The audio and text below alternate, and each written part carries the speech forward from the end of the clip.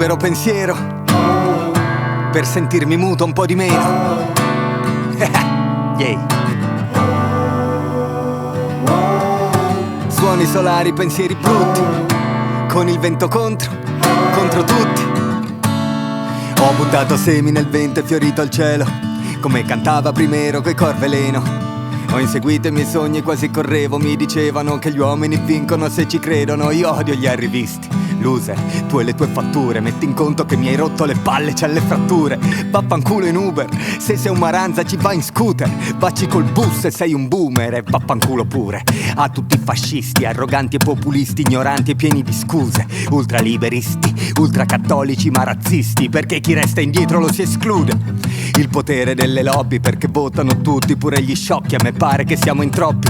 8 miliardi come pidocchi, all'occhio, attaccati al denaro come dei posti. Odio i potenti che fanno i grossi, guerrafondai che danno i likes e li riposti. Odio le bombe di poliziotti, i dittatori e chi li ha deposti. E so che gli esempi peggiori sono sempre i nostri. Odio chi fa il bullo e chi il boss, e che c'è chi c'ha tutto e pure chi no.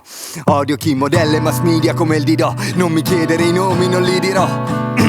Fuck Netanyahu, Erdogan, Putin e Lukashenko, perché dicono tutto e tutto l'inverso. Vaffanculo Orban, Trump e Xi Jinping, Elon Musk e ogni oligarca dell'universo. E pregate pure Allah, Gesù e pure suo padre, che tanto se anche esiste sta a guardare. Odio chi ci sguazza nel catrame, odio tutto bene o male, finché tutto quanto resta uguale.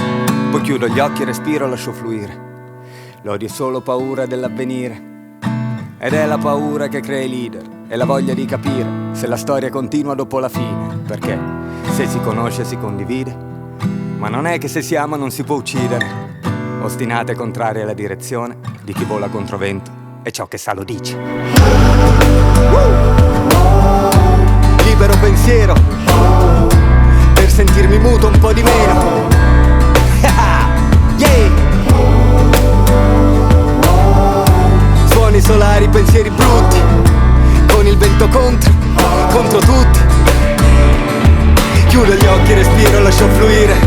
L'odio è solo paura dell'avvenire, ed è la paura che crea i leader e la voglia di capire se la storia continua dopo la fine. Perché se si conosce si condivide, ma non è che se si ama non si può uccidere.